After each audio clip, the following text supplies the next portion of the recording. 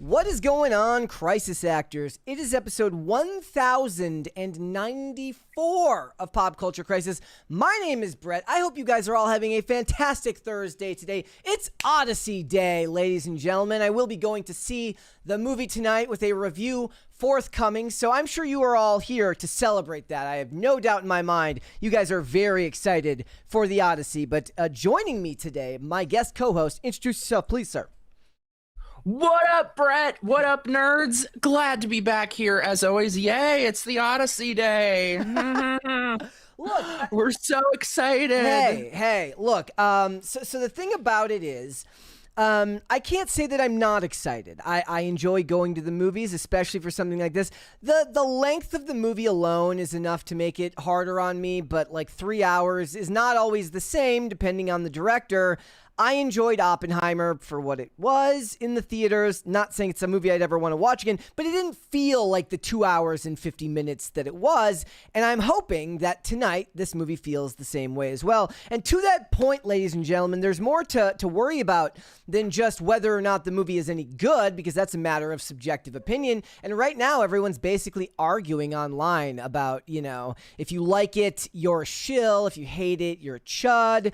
All that stuff. I guess the more interesting question is, what will this movie do at the box office? Wherein I have asked you in the chat, if you are watching live, how much money do you guys think the Odyssey is going to make in its box office run? There's 4 choices there. There is less than 600 million, 600 to 800 million, 800 million to $1 billion, or 1 billion plus. If you are watching live, I want you in the chat right now, and I want you to make your voice heard. So if you're wondering what my opinion on it was, I think, given the publicity that's gone on with it, and the fact that it's going to hit a Spider-Man-sized brick wall in about 2 weeks, I think a safe bet is 600 to 800 million, but I'm going to guess high and say 800 million to $1 billion. That is where I have locked my vote in for all of this, but we will have to wait and see, and that is going to be one of our topics today, and I'll get into that. So before we get started on everything, guys, hit the like button on this episode, vote in the poll if you're watching live, subscribe to the channel if you are new here and you have not subscribed here yet already, please and thank you. Share the episode out with friends, family, loved ones, people in your life that you like and dislike, even if you have a mortal enemy. I've never personally had a mortal enemy, but if I did, I would still tell him that he should go and watch the show, because it would increase our engagement. So you guys should go ahead and do that. So what are we getting into today? I guess that's the first part, was like my mini little opening monologue there. We're going to talk about the box office projections that have come out from the trade publications, and we'll see how that stacks up with how people in the online audience are saying that this movie is going to do. It's going to be a very, very interesting weekend, to say the least. But we're not just going to be talking about the Odyssey today. Howard Stern, last year, after going through all his contract disputes, and people thinking he was going to get fired, they were wrong. He did, in fact, sign a new contract with SiriusXM, but now it looks like layoffs are happening, and he's cutting back his work schedule. It's very interesting, especially because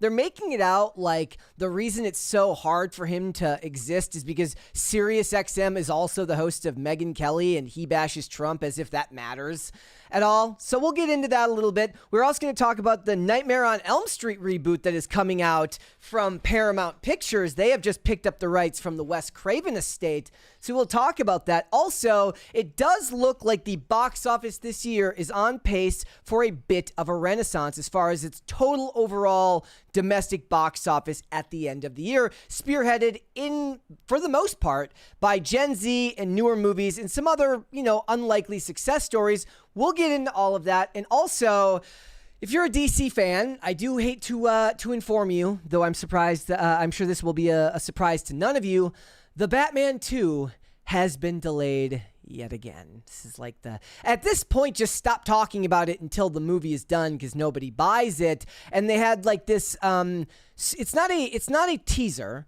it's a screen test for the new movie, which just reeked of a sense of desperation. They're like, we need to get something out there for people, because this movie was supposed to come out in 2025. Now it's not coming out till 2028. So we'll get into that. We've got a bunch of other stuff. If you're ready to go, Mike, we can just go ahead and get right into it. Are you ready?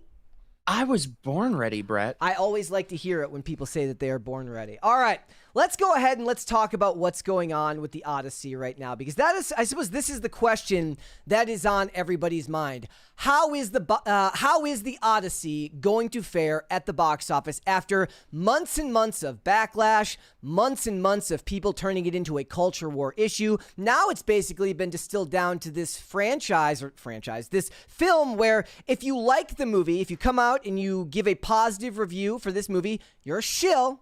If you don't like this movie, if you don't think this movie is very good, people are going to call you a chud. They're going to call you, I guess they're going to call you a bigot. They're going to call you all sorts of things because you didn't like the Odyssey. But what does that actually mean for the box office projections right now? From where they're sitting here in the trades, it looks like $85 to $100 million domestic opening with $110 million opening overseas. That number is low because there are still a bunch of markets that are going to be left to open, namely Italy and Greece. So it's not even opening in Greece yet this weekend.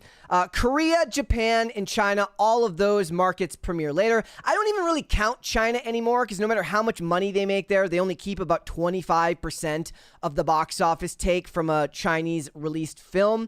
And the movie has, they have confirmed now a production budget of $250 million with an ad spend on the lower end of $125 million. Now it's low for a Nolan movie in this case. And given the cringe of the day that I have today, ladies and gentlemen, I'm willing to bet that ad spend is exactly where they're saying it is, because you don't release the cringe that I have for today unless your ad spend left much to be desired. So you will have to wait and see what that's going to be. I know what it is. Oh yeah, you know, my friend. If you're terminally online, you probably know what I'm talking about. But if you're not terminally online, I apologize in advance. So what are we looking at for the break-even point for this movie? Just do back of the napkin estimates. If you're to do, you can do one of two things. You can include the marketing spend in that.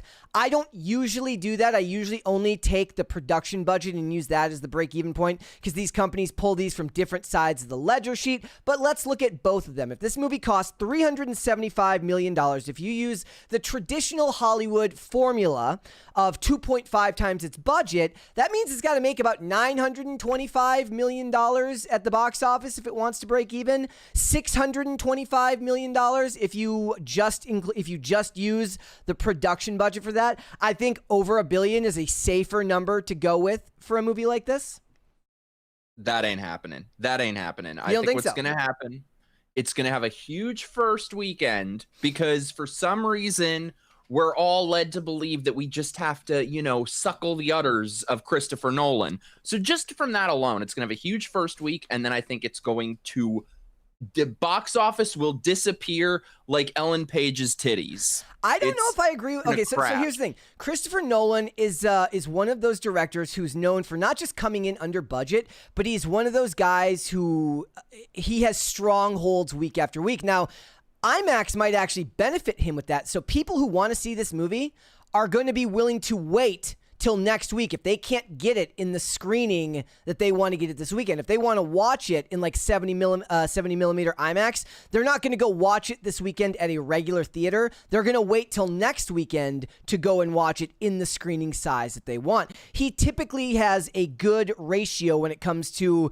timesing his first week budget, right? So I believe it was Dunkirk was 3.7 times its opening weekend. And then what was the other? Oppenheimer was 4 times its opening weekend. So this ain't Dunkirk. This ain't Oppenheimer. This looks like, so we'll have to wait and see on that. Mess. The biggest thing it has going against it right now, if you're not counting the publicity that's going online, is the fact that, like I said earlier, it's going to lose a ton of momentum and a ton of screens on IMAX to Spider-Man just 2 weeks later. One of the comparisons a lot of people are making for this movie is the likes of an Avatar. But the problem with that comparison is because Avatar makes a ton of money, but it doesn't make it all in the opening weekend. It legs out week after week after week. The difference is Avatar has become a winter release franchise, which means it ends up with a long ramp and no competition for weeks at a time. Like Avatar goes into the new year in January, as you and I both know, is a dead month. when it comes to movies. So I don't think that that's a fair comparison, and it's yet to be seen. There is no audience score listed yet for this film. The screenings just opened. It's sitting at 96% from the critics right now. Not that that matters to you and I. I'm surprised it's not 196%. Well, it opened to 99, but I think Alan Eng from Film Threat was like the one negative one. So who let him on Rotten Tomatoes? No, I'm shocked. Alan's Alan. I appreciate it too, because I saw people who were basically making the argument that like his review is not to be trusted because he disagrees with the masses, and basically saying that because he doesn't love this movie, you can't trust his review, which is obviously insane. This movie just does not look very lovable, just like Ellen Page, and it's not going to have legs either, just like it's going to have no titties like Ellen Page. If it look, I don't know if that's true. I still think that this movie could absolutely, it really, I guess I said that the reason I asked the poll today was I said we don't really have all the information. If we'd had an initial audience score, I think we'd have more to go on.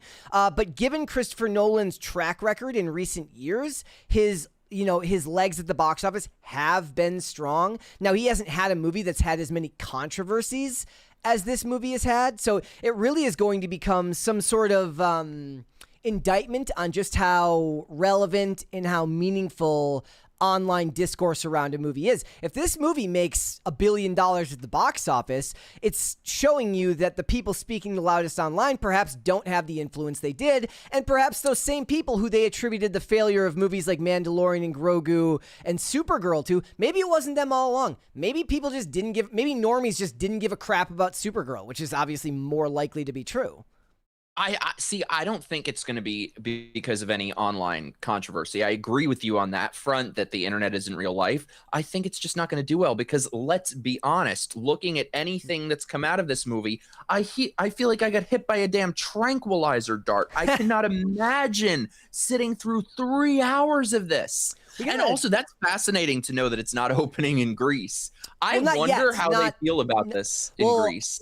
I've done some segments with some open letters that have been written from the people of Greece who were none too happy with it whatsoever. I always laugh at that too, because what that proves to me is that whatever the rest of the world thinks, America is still the greatest net exporter of culture to the rest of the world. Because if they're to adapt American projects, Americans don't give a crap if something made in another country is accurate to America. But other countries definitely give a crap when American media is not faithful to their country of origin. We have a 20 here from Pop Culture Junkie. Says, why does this sound like a new game show? It's time to play Chud or Shill. I'm going to have to preface my review for this because that's the sad thing. I'm seeing people leaving negative reviews and people are calling them bad human beings. And I'm seeing people leave positive reviews and they're like, yeah, you're just a shill. Like I said before. Or you're a fence sitter if you're Brett Dasovic. There's a good chance that this movie is like 90% of the movies I watch. Good, not great. Okay? The biggest thing that's going to have working against it for somebody like me who's deaf in one ear is that Christopher Nolan has had trash sound design for some time. I forgot you're deaf in one ear. How did you become deaf in one ear? I was born like 60% deaf, and then they tried to fix it and made it worse. It happens like that sometime. But I thought it was going to be like a skateboard or a firework went off in your ear. No, nothing like that.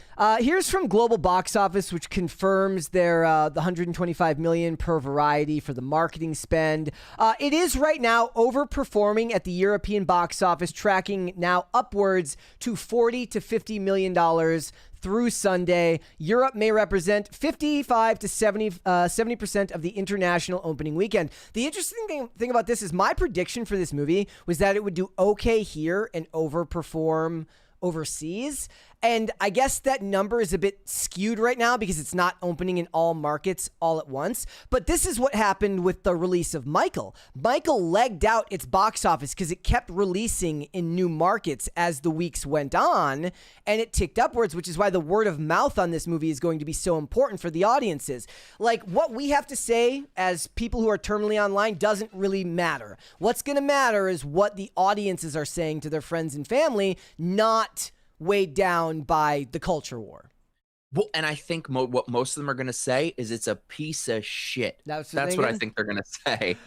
I It saw, looks horrible. And also, is there a single Greek person even in this movie? Is there no, one? I don't know Do if they get a there's any token? in the main cast, but perhaps in the maybe background actor number 5 is Greek. That's so obnoxious. Like, why is it like? Can you imagine if they made Black Panther starring white people, or like it's just there are certain cultures that are allowed to have their works of art and ones that are not. Well, And that this was a is such discussion an about integral Greek work of art. Like this is so integral to their culture. this was something that was coming up because of Moana, which came out which is coming out around the same time, where they were saying like, okay, the Odyssey, it's a story for the world, and we've got to share it with everybody, which sounds like communist nonsense, whatever. But Moana is, of course, they celebrated the fact that there was a lot of cultural accuracy, and they brought in experts to make sure that the movie, abided by the traditions and all these other things. That was all the stuff that they were doing there. Look, for this movie, is it that? I also want to remind you guys that it is not necessarily, because I still see this talking point going around online. This movie would have been eligible for Oscars even if they had picked an all-Greek cast, because the Oscar eligibility for Best Picture has 4 main criteria with a bunch of sub-criteria, and casting is only one of those 4. You needn't fulfill all 4 of those criteria. You only have to fulfill 2. That's why Oppenheimer was eligible for Oscars, despite the fact that it was basically Oppenheimer so white. So you mean you could just have like the crew be diverse? So basically, theoretically, if these people wanted to, they could just have their all-white cast, yes, and make the black people the slaves at like craft service. Well, so there's a bunch of them. So some of it has to do with behind the camera, meaning they're, your editor, your filmer, the people who do all the stuff behind the scenes, your director, all of those. Then there's also like the finance.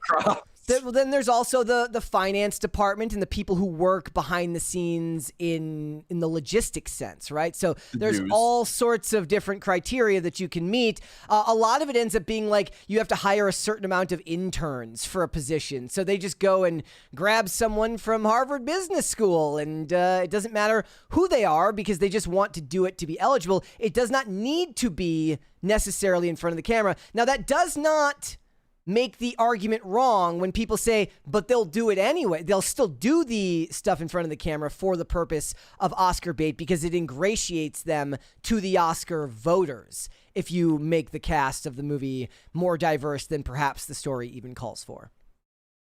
We're gonna be like, yeah, remember all those female Greek warriors that cut their titties off? They could, Mike. Remember Helen of Detroit? They could hire you because you're gay, and they could hire me because I'm handicapped because of my ear. There we go. They could do that. Oh yeah, you are a crip. Yeah, that's you me. Count. You count. Even if the Odyssey, I'm the wrong kind of guy. They ain't hiring me for nothing. No, probably not. Even if the Odyssey comes in at the lower end of its range of $85 million, it's because audiences are waiting to land the best seats with the best showtimes, plus they have to consider the multiples on Nolan's movies in the U.S.-Canadian openings, i.e. Oppenheimer was a solid 4 times its opening weekend, meaning that it opened to $82.4 million domestically, which is moderate.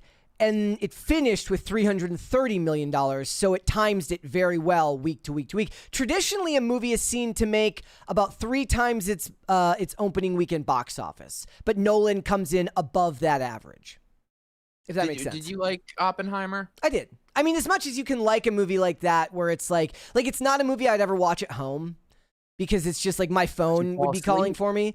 No, I enjoyed it, and I think that the intense nature of the sound design for that movie actually worked in its favor for it, and it kept me interested. And Nolan does a pretty good job with that. Also, there's a lot of actors that I recognize, and I like seeing like TV actors that showed up in roles for like government officials and stuff like that. So I did enjoy it. I won't pretend like I didn't, but I'm never rewatching it. It's not a movie that I'm going to watch more than once.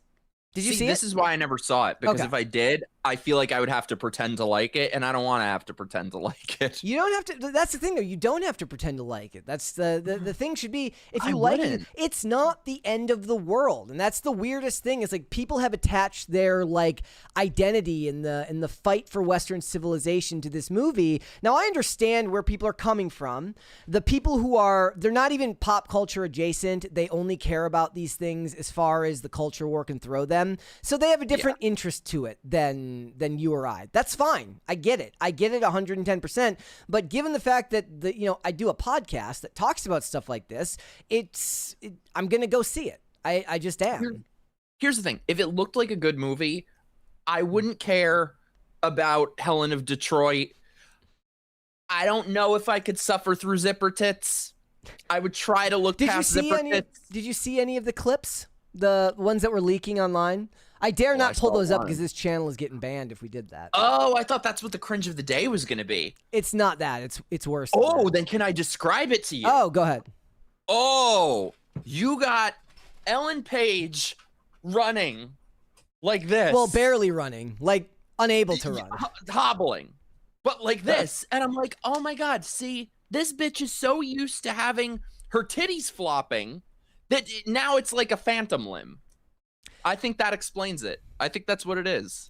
It's the sad thing about it is like now when I do the review for the movie, I have to preface and be like, look, whatever your thoughts are on culture war nonsense, it's not the point of this review. And it's not like I'm some historian or care about the Odyssey. So I'm going to give about the most normie review possible. It'll be like, oh, I liked all the color. Well, doesn't really look like there's any colors in this movie, but you get my point, right? It's going to be very surface level because most of it is just that for me. So guys, make of that what you will. I do want you right now, if you are watching this show live, I want you to vote in the live chat right now about what you think this movie is going to make, and then maybe we'll hold on to it and see where it comes down to it in the next, I guess it'll be at least a month before we know. But right now, 50% of you say that you believe this movie is going to make less than $600 million. I do not believe that.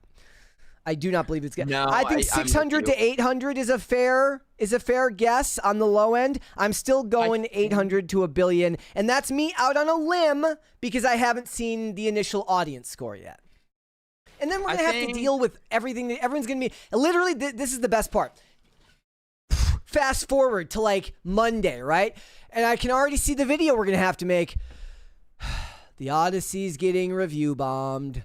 Who's review bombing it? I have no idea. Because what's going to happen is you're going to go on IMDb. We're not even talking about Rotten Tomatoes. We're going to go on IMDb, and the ones in the tens are going to be massively outshowing every other number, which everyone knows when the ones in the tens for a movie are the highest numbers, it's not organic. Most people don't rate at that extreme all the time.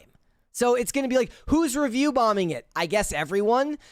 Both sides like to pretend like they don't have weirdos in their camp that like to do that because they think it's going to give them a leg up in the culture war.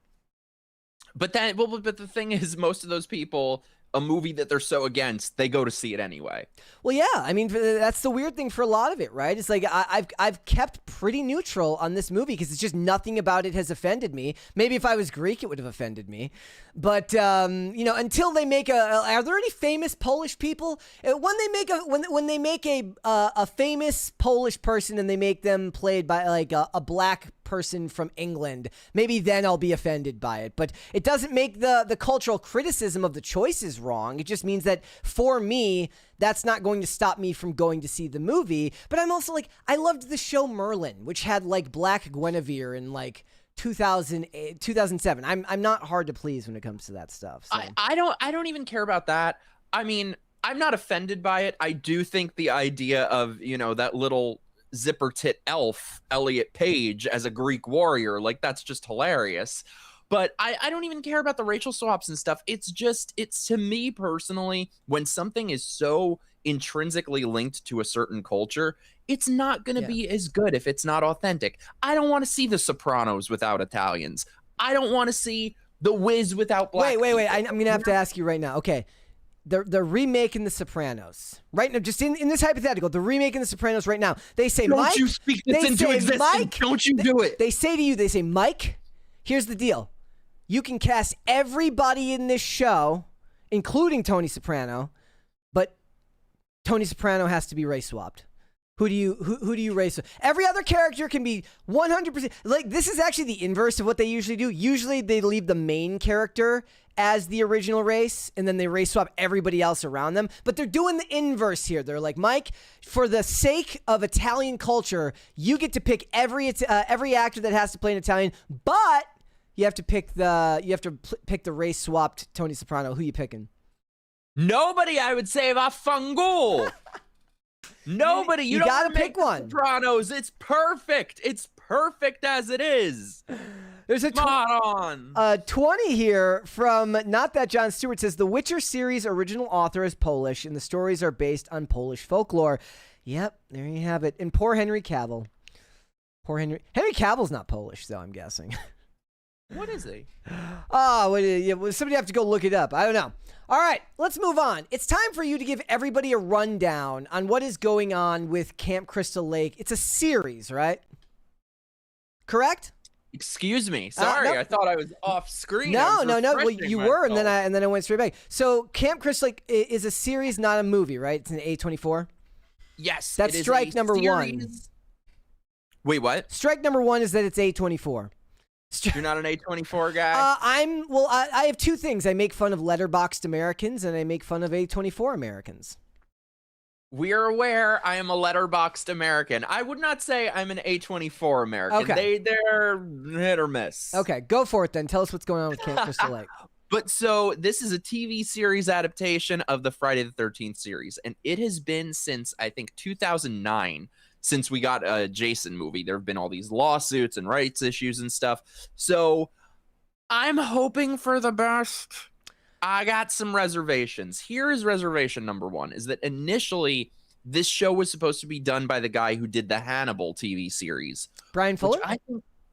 Which I think would have been really interesting and really cool. Red flag number one, they got rid of him a week into production, delayed it for probably 3 years, and now this is what they've come out with. So I'm cautiously optimistic. I'm hoping we even get to see Jason in it because it's a prequel. So am I crazy? But I saw that's Linda Cardellini, and I saw this and I said, did they do like an age progression of Sidney Prescott at the end of Scream 1? That's what it looked like. She looked like because she had bangs in the first Scream movie, and she had that was when she was like the end of the movie is when she has on like the jean jacket, right? That's what I thought when I saw this. Oh, I could see that. I mean, they're totally don't give them ideas. They're totally going to do exactly what you said. You're not going to. You may see Jason for like 10 seconds at the end. Yeah. Also, I'm not crazy about the fact. I'm sure she'll be fine in it.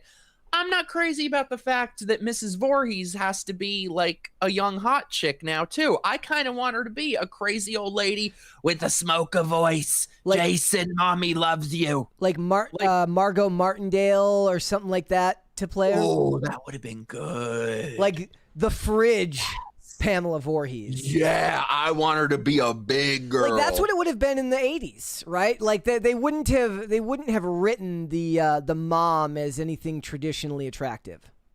No, well she was, Betsy Palmer was, she was a handsome woman, but she was of advanced age. There you have it. So okay, so how do you feel about horror when it's done in the frame of television as opposed to movies? Because it's a vastly different medium and it changes it entirely. It's very hit or miss. You know what I think has been the best one of all? This is a show you would like. You would love this show if you haven't seen it. I'm sure now you're going to say you hated it. Have you seen Bates Motel? I watched the first 3 or 4 episodes and then I never picked it back. That was at a time when it was actually on television and just never kept up with it because I was doing everything I was on the high seas a lot at that time. And the high seas. What were you doing on the high seas? Well, don't worry about it. Anyways, television. I did like Hannibal though. I really liked Hannibal. I thought Hannibal. Wait, what? I really did like Hannibal, the show. I thought you said Hamlet. No, I really did like Hannibal. I thought Hannibal was great. If I'm being honest, a bit too avant-garde for me, but still visually one of the most beautifully shot shows that you were ever going to see at that time. I still need to watch it. I only saw the first few episodes. You know what? I didn't like it at first, but the Scream TV series really grew on me. The first season of the Scream TV show was great. I like the second one too, and then they had to reboot it to make it diverse. Well, didn't they, when they did the third season, they actually got Roger L. Jackson to do the voice in the third season. I said they shouldn't have done that. They should have just left what they were doing before because they were trying to separate themselves from the original show. I liked that they couldn't use the traditional mask. Yeah, it was its own thing. Didn't even have to be called Scream. But no, they rebooted the entire show. They fired the whole cast. They got rid of the whole story so that they could do Scream in the Hood. And everyone's in the projects and everyone is black. I'm sorry. You would think that like 95% of the population is black from watching TV. But that doesn't even make any sense because everybody knows that Scream is responsible for the single smartest character in all of horror movie history, and that's the cameraman from Scream. That's who should have been the star of it. Yes! I think that actor's name, somebody look it up. Is that Dwayne Martin? If I got that right, I'm amazing sometimes, ladies and gentlemen. Yeah, you are. That's amazing. He should have had his everybody talks about like spin-offs being kind of garbage now. Like, let's face it, not every character is interesting enough to require a spin-off. That's kind of the problem with superheroes in general now, is that they've turned characters that ostensibly, because of the format of comics, they've turned characters that always were strong enough to have their own universe, right? Their own world. And they turn them into side characters for each other while also having their own thing. In the real world, with regular television, not every side character is interesting enough to carry their own show. I don't know if I care enough about Pamela Voorhees to want to know what caused Michael to be what caused Jason to be who Jason is. The funny thing is now it makes sense that, because we're going to be talking about Nightmare on Elm Street later, is that Freddy got his time, or is going to get his time.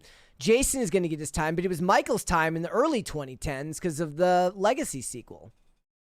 Yeah, and I guess there's really no Legacy sequel they could make here, so this is the next best thing. Oddly enough, have you ever played Friday the 13th, the game? No. Oh my God, we have to play it. It is so good. How it's so how good. old? It came out maybe like 2017, what system? something like that.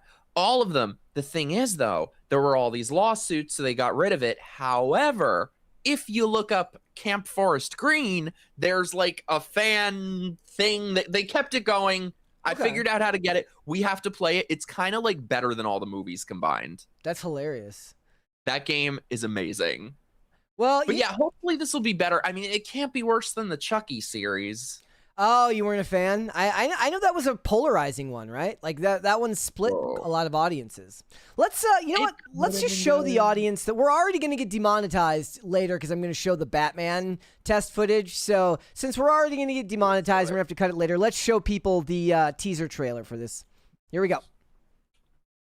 The time has come, so let out a cheer. It's like someone put a curse on this town. It all started when that kid drowned last summer. Jason! There's something in these woods, and all it knows how to do is kill.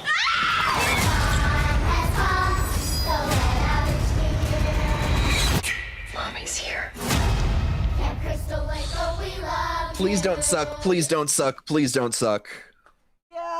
Yeah, it was fine, I guess. I mean, teasers aren't a fair thing to judge on because teasers are rarely, if ever, indicative of like what the material is going to be. You need to wait, which is why I was caveating with the Batman stuff. I'm not saying it's a teaser; it's just a test footage thing, but it's listed as a teaser online. So, all right. Yeah, I don't think it's a great sign either that it's all coming out at once instead of weekly. I don't think there's ever been a horror series that just dropped all its episodes at once. And I mean, in terms of ones based on movies like this, usually they're weekly. So I don't know. We'll see. I mean, I'm selfishly, I like it when they release it all at once.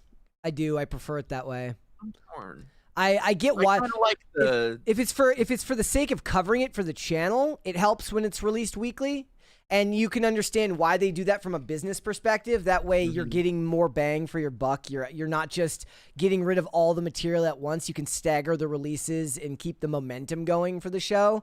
But for me personally, it's very rare these days that I like actually binging something. So when it does happen, I'd rather actually watch it all at once rather than have to wait week to week. What's the last? What's the last great horror show that you watched, or I guess like horror movie that you watched? Oh, movie. I can tell you what it was not. Evil Dead Burn. Uh-huh. We'll talk about it. We'll talk about it get later. to that. Yeah, we'll get to You that. know what I watched the other night that I think maybe it's only because my expectations were so low, like in the subway underground low, that it was much better than I expected. The new Mummy movie. The Lee Cronin one? Yeah. It wasn't nearly as bad as I expected. Well, I think that's because nobody expected it to be good. Like once it Yeah, came out, it was they're better like, than I thought it would be. once it came out, they were like, did anybody expect the Lee Cronin Mummy to do well when they were advertising it as the Lee Cronin Mummy? Oh my God. I watched the other night truly one of the worst movies I've ever seen. Magic Monkey's Merry-Go-Round. I have no idea what that is. Sounds like it'll put you on a list. My friend Sledgehammer Horror said, "Oh, it's one of the best movies of the year," and oh, dude, Wait, what was so bad it's about it? about a monkey. It's about a monkey puppet Okay. and a Mr. Rogers guy, and the puppets are killing people, and I don't know. It's a mess. It does not sound fun to me. It was It does not sound fun. interesting to me. It All was right. not. All right, let's move on, ladies and gentlemen. Let's talk about Howard Stern. This is something that came up like towards the end of last year because it was rumored that Howard Stern had been fired from his job on Sirius XM radio, which of course he's been a mainstay on for well over a decade. Maybe it's like 2 decades now. Well, that didn't happen. He did not get fired. He did end up renewing his contract. Now, they don't know the exact number of the contract that he got this time around. His prior contract was 5 years, $500 million, so $100 million annually. This one was a 3-year deal with a more flexible schedule, and that's why we're getting the news that we're getting today, which is that after he renegotiated his contract, he wanted to work less time, so he's cutting his show from 3 days a week to 1 day a week. And of course, what happens when when your show goes down and you're not doing as much content? Well, you don't need as many employees, so they have ruthlessly laid off like 12 people plus. Some said more than that, dozens. Page 6 lists it as a dozen, but some were saying dozens. I don't think anybody's going to know the exact number there, but they were let go and notified via Zoom meeting. They do get their own pay packages on exit based on how long they've been with the station. But it's just funny because one of the reasons that they list this as important is that he was on Sirius XM and he was a huge critic of Donald Trump, as if somehow that was going to get him kicked off the radio. But he's also on the air at the same time in the same place as Megyn Kelly, and they kind of frame it as if Megyn Kelly is this diehard Trump fan, which is of course not true. I don't know about that. What are your thoughts? Like, do you think this is one of those things where, to me, this business model seems so untenable? Like they must charge a fortune for the ad sales for a show like this because the overhead is so unbelievably high. You got a studio in a major metropolitan city. You've got not just one, but like 3, 4, 5 producers sometimes. You've got interns, you've got editors, you've got studio space that you have to rent, equipment, all of this stuff. It costs a fortune.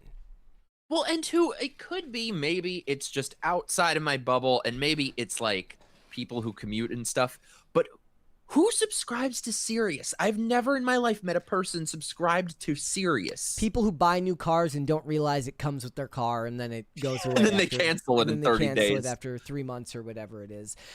Did you ever have like a phase listening to Howard Stern or any similar radio?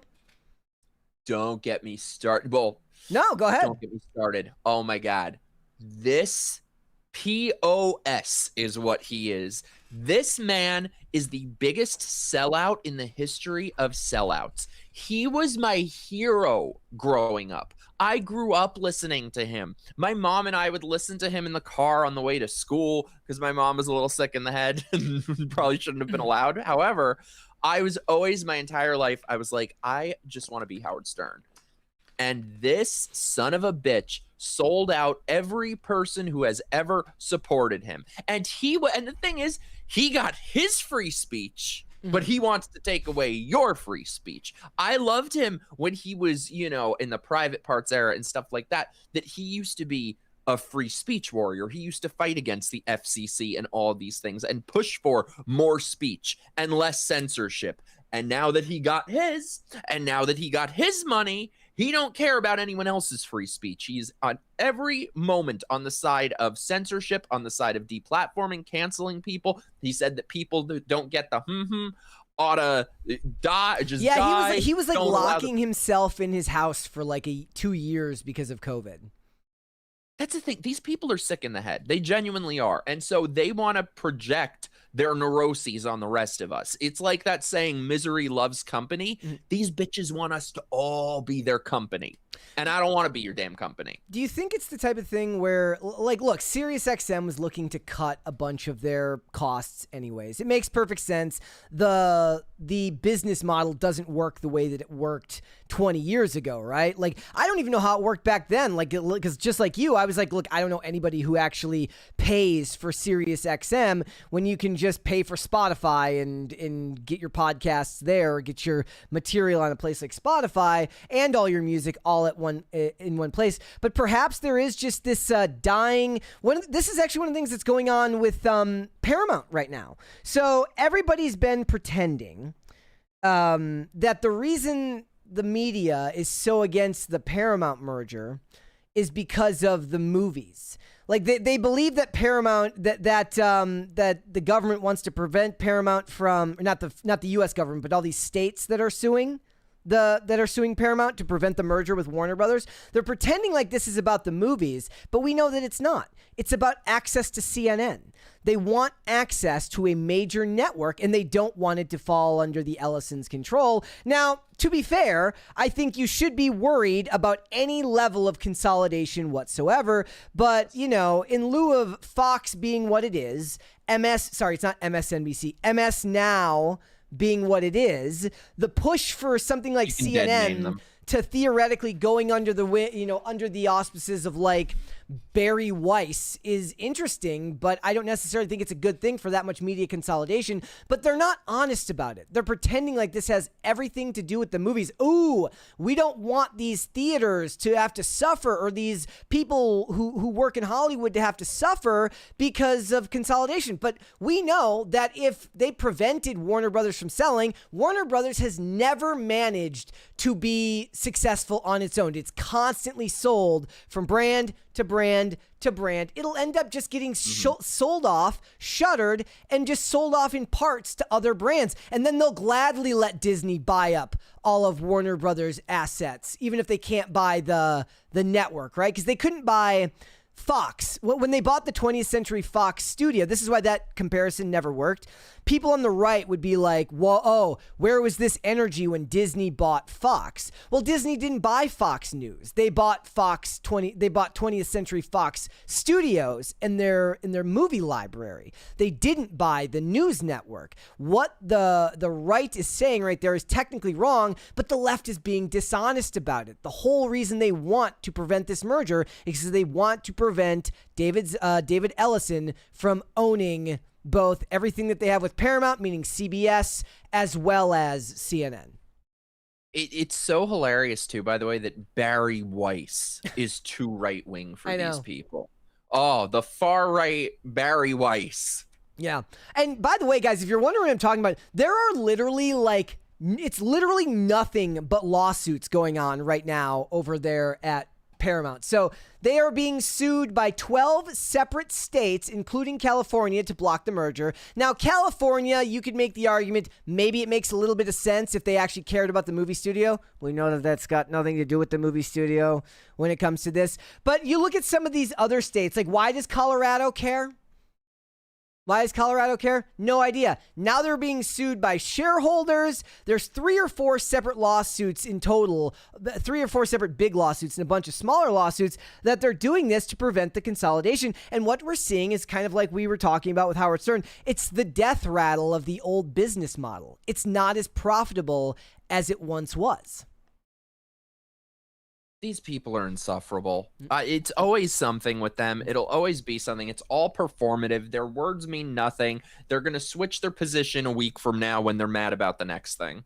Yeah, Paramount CEO. Oh, I did, however, disagree with this from David Ellison, just as a point. Paramount CEO David Ellison was backing a bipartisan federal tax incentive program. No.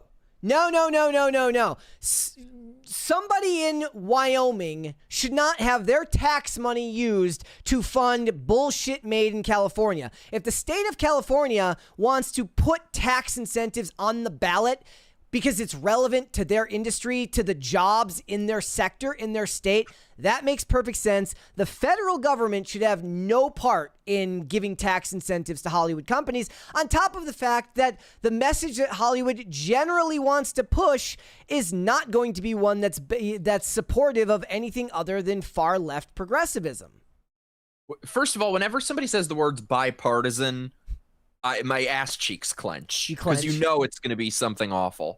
No, it's exactly it. Like, that's something that's very local, that it makes sense that California should make their state friendly for entertainment filming there, which of course it's not. That's why they're all rushing out of California. But what the hell does that have anything to do with federally? It just sounds like another scam. They also had this thing where they're like, oh, like David Ellison might be looking to move out of California, move Paramount out of California, which if you've ever seen the size of these movie studios, you know that's insane. So Tennessee has been courting him. Also, they just bought like a 285,000 square foot space in like New Jersey or something like that, where they can shoot stuff out of. The Paramount lot in California is 65 acres. It's gigantic. You can't just replace that type of infrastructure, and you definitely can't just replace it when you're trying to spend $111 billion on an acquisition. People in Nashville, too, are going to be pissed. Like, at a certain point, they're going to be like, we're full. Don't come here. I'm already seeing that because apparently Tennessee was voted the worst place to live. And they're like, yes, it's awful here. Don't come to Tennessee. We don't need you.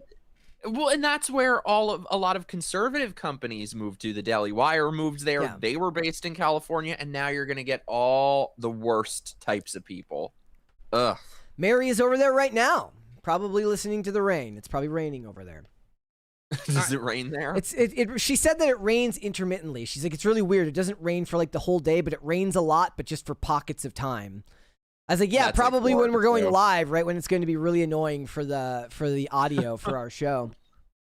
I don't know. Howard Stern, what do you think it is? So you said it was mostly about free speech. What do you think it is about that type of celebrity who was really, really, I guess, edgy in their youth, and then they become less edgy over time? That's always made sense to me. Not so much what you're saying that you're wrong about, like the gatekeeping or the free speech for me, but not for these stuff. Mm-hmm. But I do expect people to mellow out as they get older. But there's a difference between mellowing out your own thoughts and then actively campaigning against other people having a similar edge to them when they were when you were their age.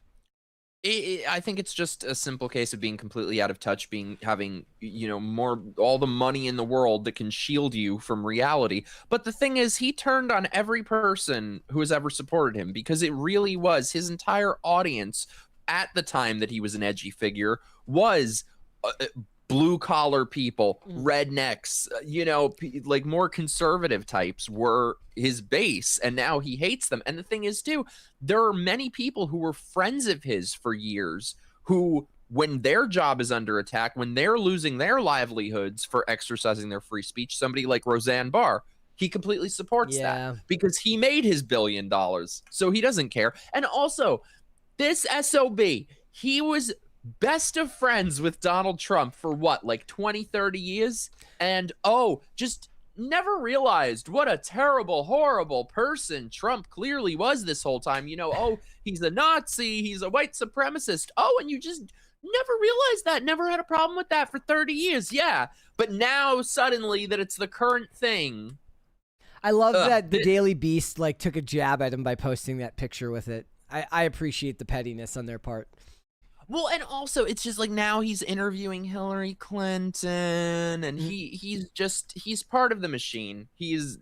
The biggest sellout in the history of sellouts. I mean, the thing is at that time, he was still a part of the machine back then. The machine still existed at that time, much in the same way that you have Republicans and Democrats, and a Republican president will oftentimes be seen as like a pressure release valve for half the country, while everything marches towards, as they say, politics only seems to move in one direction. Back then, it's a misnomer to say that they were somehow outside of the machine. He was still on a major station. He still had major advertisers. It's just that they understood at that time that there was more that you could get away with, and it wasn't as fashionable. It was fashionable to push back on the establishment, right? But it wasn't necessarily something where the establishment had to care necessarily what Howard Stern did, because they wanted to work with him. They want to make movies with him. They want their actors to show up on his show when they're promoting something. To pretend like they weren't mainstream back then is just it's not true. At least I don't feel like it's true when you've had a big budget movie come out, or not big budget, but a wide release movie. He did get thrown off WNBC. Yeah. Did you ever see Private Parts? I did not see Private Parts. Oh, so good. That was no. You know what you just like reminded 99, me of? right? Like 99. Like 96. Okay. Yeah. I think maybe 7. Yeah. No, you know what it reminds me of though, that like you're very accurate in what you're saying. It sort of reminds me of like the lie of pop punk, because in the 2000s, pop punk was the most popular genre in music. And don't get me wrong, I mean, look at me. Obviously, I love my pop punk bands. However, it was a corporate scam is what it was. It was the illusion. What's that? It's a product. Yeah, it was the illusion of rebelliousness without actually having to do anything rebellious. Pop punk was a psyop. It's you can rebel by buying our products at Hot Topic. Mm-hmm. That's how Take that, society. Exactly. Don't get me wrong. I will buy everything at Hot Topic. I will buy the entire store. Look at me. However, at least I know they're full of it. There you go.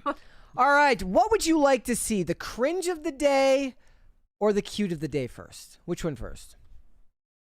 Well, I thought I was the cringe of the day. You are not the cringe of the day today. We have Odyssey cringe. So, yeah, I mean, hey, I don't know what the chat's saying, but you're not wearing your hat, which means you're probably not cringe. Somebody in the comments on the last one said, yes, we bullied Mike out of wearing his ugly hat. Got rid of the hat. So, okay. You did. It's a Jason hat, by the way. I don't know where it is, but it's a Jason hat. It has Jason on it. We're going to do the cute first then. We got a couple of cutes of the day, and then we'll do the cringe here. So, ladies and gentlemen, first, from Mike Harlow, he submitted this last week, Skippy John Jones. It's a very cute cat, and it looks like it's just hanging out, maxing and relaxing. Look at that, dude. That is my bestie, Greg Wilson's baby, his best friend. I'll settle for being his second best friend. There you go. And then we got another one here. Katie submitted this one. Thank you so much, Katie. I saw her in the chat earlier today, so thank you so much for joining us. I know that Katie, what's up? It is late in Australia, so thank you. Hello, pop culture. Hashtag PCC Pets. This is my dog, Pepper, sleeping on her favorite mattress with her much-loved teddy, Stitch, from Lilo and Stitch. Aww. It's very happy. Katie's so sweet, too. It's a very cute puppy, and Stitch looks happy. All right, let's do the cringe. What we've got here, ladies and gentlemen, is Odyssey rap from the cast of the Odyssey. Here we go, Mike. You're not gonna be able to hear this because it's not gonna screen share. Did you see this earlier? I did. Okay, so you know. So guys, get ready here. Odyssey rap. Let us know in the chat. I want you to let me know in the chat if when we're done with this, you are now more excited to go see the Odyssey. Are you more or less excited to see the Odyssey after watching this? Inquiring minds want to know. Here we go.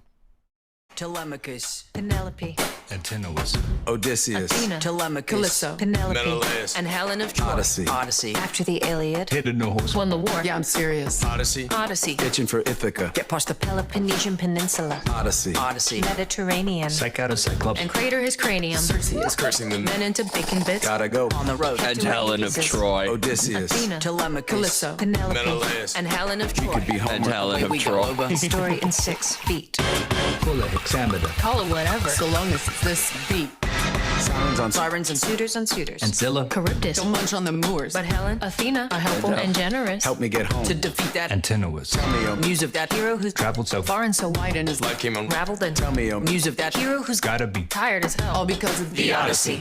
Odysseus. The Odyssey. Telemachus. Penelope. The Odyssey. Antenna was. The Odyssey. Odysseus. Athena. Telemachus. Calypso. Penelope. The Odyssey. I'm sold. I told you this is gonna suck. This is gonna suck. You gotta text me as soon as you get out of it, by the way. I want to know everything. I'm sure you're gonna give your Brett Fence City answer. However, I want to know what you think. Look, I was excited before. Now I'm just desperate to get to the theaters. That was exactly why I said that I could see the marketing budget being lower than expected. I think you're confusing quality with money. The, but notice how they kept zipper tits out of there. I did notice that. I am wondering, however, like with this being released, maybe they couldn't hire Gal Gadot to do Imagine. Galel, no. I actually really like her as Wonder Woman, and I think she's generally a very, very charming actress and a very, very charming person. But I actually, it's a testament to her power that didn't end her career. The best line ever uttered in a movie. I don't know why this didn't become a more famous line in the Snow White remake when Snow White comes up to her and says something about like you should bake pies for the people, and Gal Gadot, the evil queen, turns to her and goes, "Pies are a luxury. The people don't need luxury. It confuses them." She's just not meant to play bad guys. She telegraphs too much as a good person. It confuses them. That was I mean, my favorite is still and enough champagne to fill the Nile. Fill the Nile. That's all I remember from that movie. Actually, no, I remember Armie Hammer being in it, and spoiler alert, being the bad guy, and then his name being the last in the credits because they didn't want to advertise that he was in the movie. He's basically like Jared Leto is now, where it's like they can hire Jared Leto, but they don't want to actually put him in the marketing material because there's just too many questions. See, I could have told people like 15 years ago that Jared Leto was a weirdo.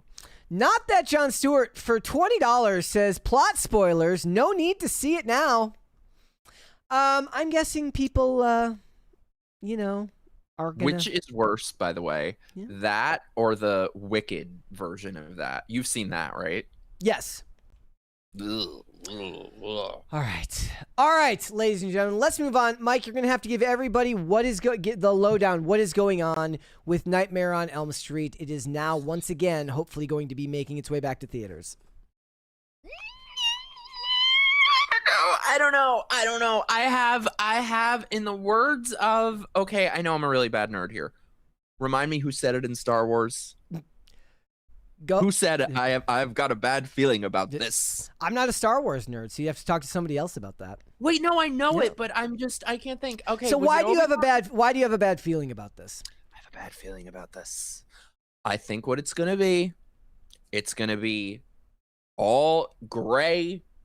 It's gonna be realistic. It's gonna be Freddy is just gonna be a dude, and maybe he'll have like a scar here. And I'm sure we're gonna find out, oh, he was really innocent and he was misunderstood.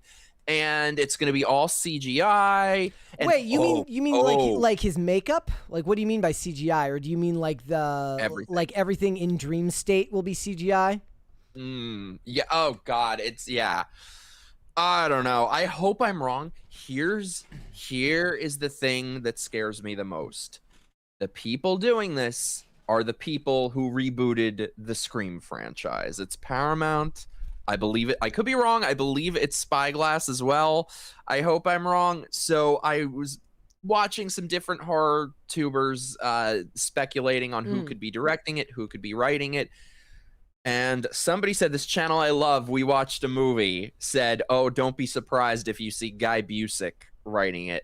So I'm gonna. Like, don't you speak such horrors into the universe. Guy Busick, the writer of Scream 5, 6, and 7. So I'm going to go through a little bit of the information here because the rights to the movie is a very interesting. It's like very interesting to me, that stuff, like who owns the rights to what, how long it takes for stuff to change hands. Paramount Pictures has closed a deal for the U.S. rights to the original screenplay of A Nightmare on Elm Street, the movie written and directed by Wes Craven that kicked off the popular horror franchise featuring the killer with the metal clawed glove and the burn face, and will adapt it into a new feature. And by the way, this is different than New Nightmare, which was like a separate thing. The New Nightmare on Elm Street will hail from Paramount's new genre label, Paramount Primal, led by J.D. Lifshitz. If that's his name, I feel bad for him. I'm sorry that's your name. And Raphael Margulies. The producers behind the films such as Barbarian and Friendship. The U.S. rights are being licensed from the Craven estate, which includes Craven's widow, and his son, Jonathan Craven. The duo will produce the new iteration with Mark Toberoff, the attorney-turned-producer who specializes in copyright law. This is the quote. Yeah, it's being produced by a lawyer who specializes in copyright law. Isn't that lovely? We look forward to bringing the world of Wes Craven's Nightmare on Elm Street to a new and completely engaged generation of fans. We know that Wes would have been thrilled to see how horror is taking its long overdue place in the cultural canon. We can't wait for all of us to sit together in a dark theater around the campfire of today as the next chapter of Nightmare unfolds. I don't know. Like, I don't think that it's necessary. Look, horror audiences are very loyal to the genre. I understand that. But also, horror audiences love the idea of something new. Or just, if you're going to touch the work of Wes Craven, then make something that is, you're never going to be Wes Craven.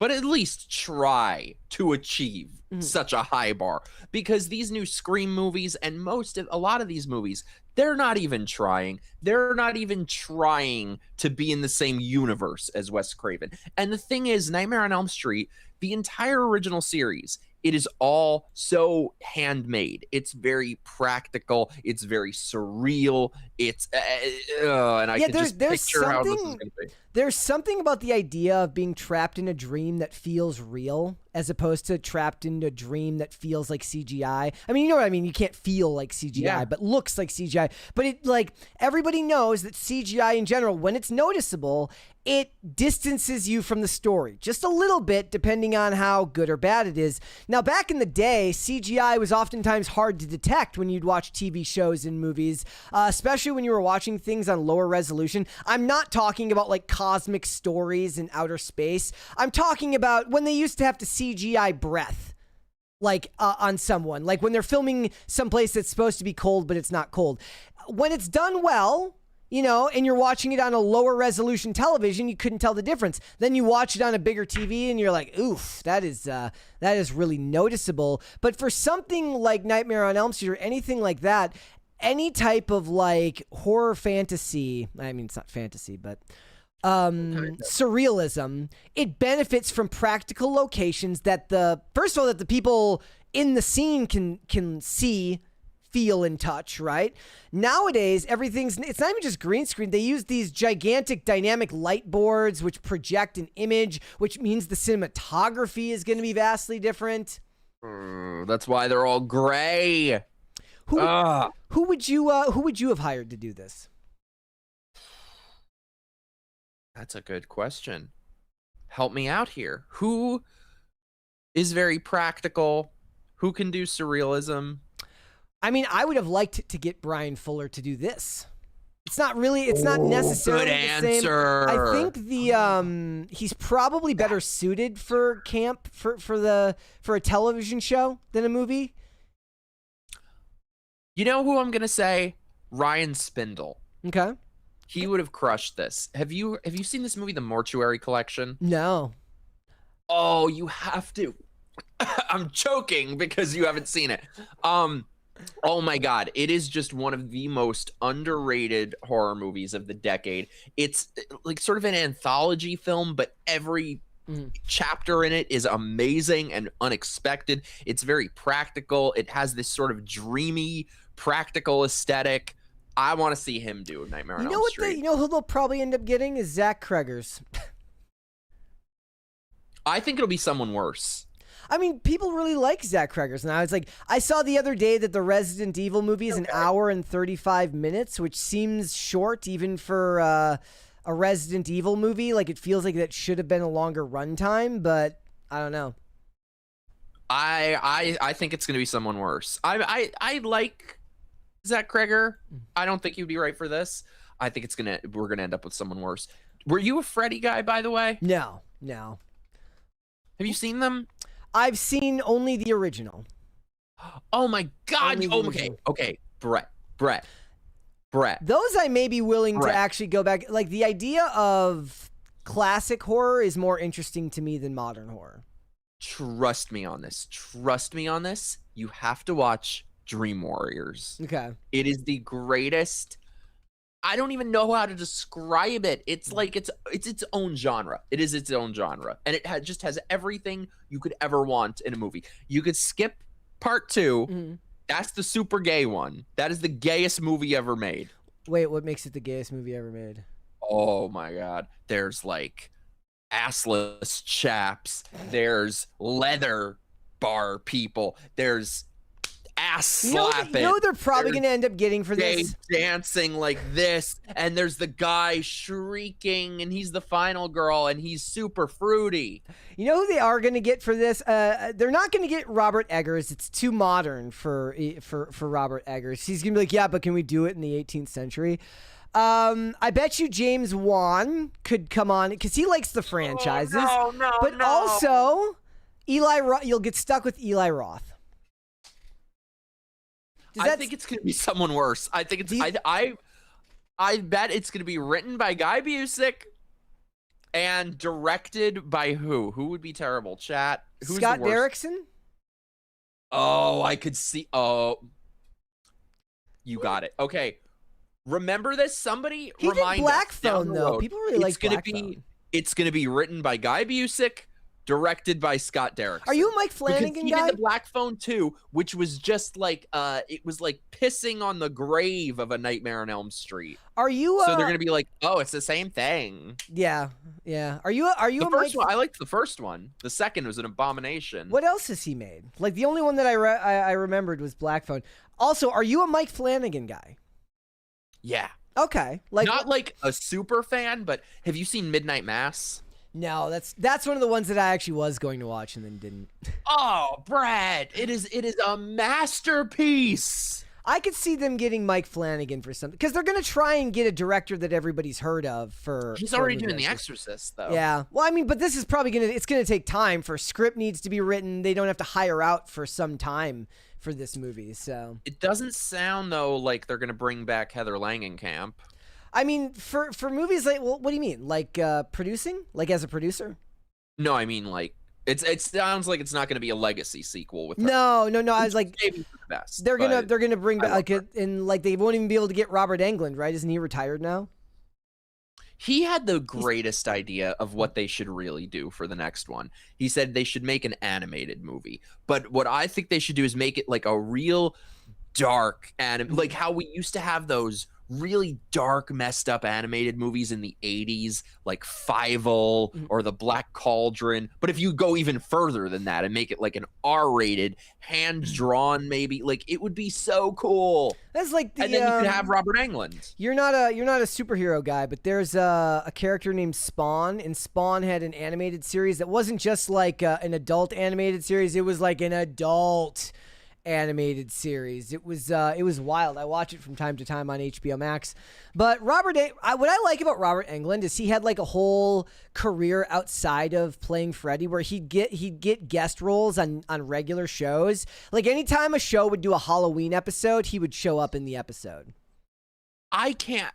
Oh my God. So first of all, they already did a remake of Nightmare on Elm Street in the 2000s, and it is. And keep in mind, this is quite a statement. Of all the horror remakes, this one is the worst of all. I would rather watch anything but this. What made it so bad? All CGI. All the actors look like they're as thrilled to be there as we are to be watching it. And they got like some dud to play Freddy. You can't. And they turned him into he was diddling kids. We Oh, don't like wanna they see they were that. they were worried that the audience might resonate with him too much, so they had to make him like so evil that he can't even be some type of like I don't know. Like what's the point of making it worse? I don't know. Like, and look, I get it. Okay, in the original, he killed the kids, but at least he wasn't trying to shtup the kids. You know, kill them, but don't try to shtup them. You know. Yeah. All right. Look. I was gonna clip that. All right, let's move on, ladies and gentlemen. There's more stuff to get into today. So right now, you wouldn't know it with the failure of movies like Moana and Supergirl and Masters of the Universe and Mandalorian and Grogu and all the other such failures that have happened this year. You wouldn't know it, but right now, the box office is pacing for one of its best years in a very, very long time. The best, perhaps, even since 2019, which is kind of that cutoff period that people have because that's when the pandemic, the end of the year pandemic. 2020 signaled what a lot of people believed to be the death of the movie theater, the death of the box office. But right now, the box office is pacing for a final year between $9 and $10 billion, which is actually pretty darn good. If you go back and you look, in 2019, the international box office was about $31 billion, and the domestic box office was $11.36 billion. In fact, every year between 2009 and 2019, the box office was always above $10 billion. Now, we're not going to discuss inflation because it's still way below numbers. Even those lower numbers in like prior to 2009, when the box office was like 8 or 9 million, they were selling way more tickets back then because tickets were way cheaper. So getting to $9 billion actually took putting more butts in seats to actually get to that number. But right now, this box office revival that we're seeing seems to be spearheaded by a Gen Z audience with, hits like Backrooms and Obsession and even Project Hail Mary, which did very, very well to a lot of people. I don't think it actually quite passes muster in that respect because the budget for that movie was really, really high. It was about $200 million. But in the past year, 87% of Gen Z has seen a movie in the theaters, which is above the 82% of millennials, the 70% of Gen X, and the 58% of boomers who have gone to see a movie. There was even Colin Farrell talking about the concept of couch fatigue. People are sick of going to see movies on, they don't always want to watch them on the couch at home, even when they got a big television. For a lot of them, they like the communal experience of going to the theaters. Yes, you want to sit with people and be around human beings and not on your phone, and you want to laugh together or cry together, scream together. You want to hear a big fat black chick going, "Girl, don't go in there." That's why I go to the movies. She's right. You shouldn't go in She there. is right. She's 110% right. Oh, don't give me. I get so excited when I go to a horror movie and see black chicks in the audience. So, look, I do think that a little bit of it, it's not cope. Because the numbers are still not the same as they were prior to 2020, right? Like, tickets cost way more. So when you hit $10 billion, if they hit $10 billion, that's a hell of a lot less tickets sold than the $10 billion made by selling tickets in 2019 and before. Well, and I think it really goes to show. Well, first of all, I think what you really mean to say is, yes, Mike, I'm going to finally watch Obsession. Not in the theaters, I'm not. You're gonna like it. No, I think I'm like a broken record on this. I keep saying it. I truly, truly, truly think that we are witnessing the beginning of the golden age of creativity coming back in film and indie cinema coming back. So it really is these things that are outside of all the slop of what's been pushed for years with just, the Star Wars slop, the Disney slop, the Supergirl slop. I think people are over it. So hopefully maybe this is a sign that we're coming out of this like 10 to 15 year coma of crap that we've been in.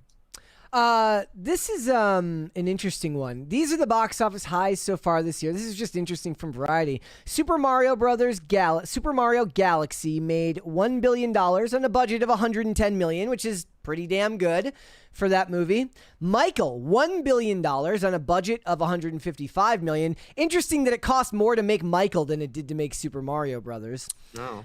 Project Hail Mary, $683 million on a $200 million budget. That's not I guess $683 million is a lot of money, but the $200 million budget offsets the success there. If we're being completely honest, Obsession, $426 million and a budget of $750,000 at the box office. Do you is there a feeling for you that when you go to see the movies, do you see it as younger audiences most of the time? Kind of, yeah. It's I guess a bit of a mix, but yeah, no, that's true. I mean, I'm trying to think of what I've seen recently, but yeah, actually, I hadn't thought of it. It is kind of, teens, 20s, 30s. I'm not really seeing old people there. So the 2 weekends after the Odyssey, Spider-Man Brand New Day, which is a sequel to one of the biggest pandemic-era films, and exhibitors are preparing for the champagne problem, making sure that there are enough auditoriums to accommodate the crowds for 2 major tentpoles, meaning that at that time, they're going to have to accommodate people who still want to go and see the Odyssey, assuming that you guys in the chat saying it's going to make less than $600 million are wrong, and that people are still caring enough to go see this movie in a couple of weeks, which I still think it could be doing pretty well. It's going to lose a bunch of screens to Spider-Man, but that's a good problem to have. It's a good problem to have for these theaters to have a ton of movies for people to choose from so they can get out and go see them at the box office. A lot of early and late night screenings is happening as well now. A lot of those Odyssey screenings are going till 2 in the morning, 3 in the morning for some of them.